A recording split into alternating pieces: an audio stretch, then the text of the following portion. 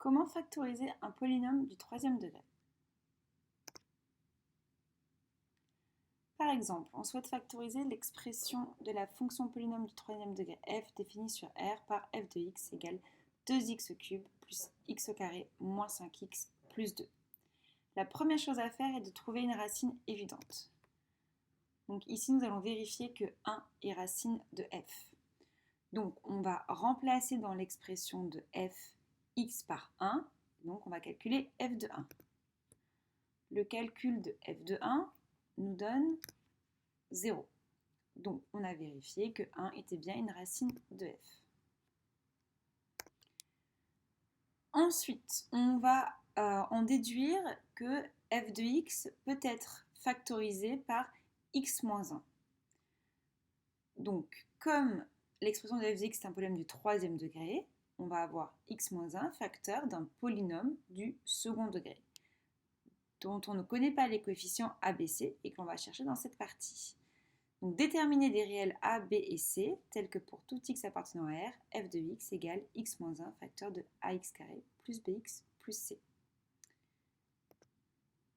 Donc, on part de l'expression de f. Et on a dit que donc f de x pouvait être factorisé par x moins 1. Donc, on va développer le produit x moins 1 facteur de ax carré plus bx plus c. Donc on distribue le x sur le polynôme x carré plus bx plus c et ensuite on distribue le moins 1. Donc tout ceci doit être encore égal à l'expression de f. Et ensuite, donc, on va rassembler les termes en x cube, les termes en x carré, les termes en x et les termes donc sans rien. Maintenant, on va procéder à ce qu'on appelle par identification. C'est-à-dire qu'on va identifier le coefficient qu'il y a devant le x cube. Donc en l'occurrence ici, on a a d'un côté et 2 de l'autre. Ce qui veut dire que a égale 2. Ensuite, on va regarder les coefficients qui sont devant les x au carré. Donc à gauche, on a b moins a, à droite, on a 1. Donc on va en déduire que b moins a égale 1. Donc b égale 3, puisqu'on connaît déjà a. Même chose pour le coefficient devant x. Donc on a c moins b à gauche et moins 5 à droite. Ce qui veut dire que c moins b égale moins 5, donc c égale moins 2. Ce qui correspond également au dernier terme, moins c à gauche et plus 2 à droite. Donc c'est cohérent avec le fait que donc c soit égal à moins 2. Donc on a donc trouvé les coefficients cherchés a, b et c. Donc maintenant on va pouvoir résoudre l'équation f de x égale 0, puisque d'après ce que l'on vient de trouver, on a une factorisation de f de x qui serait égale à x moins 1 facteur de 2x carré plus 3x moins 2. Donc on a une expression produit. Or un produit est nul si et seulement si l'un de ses facteurs est nul. Donc ça veut dire que f de x est égal à 0 si et seulement si x moins 1 égale 0 ou 2x au carré plus 3x moins 2 égale 0.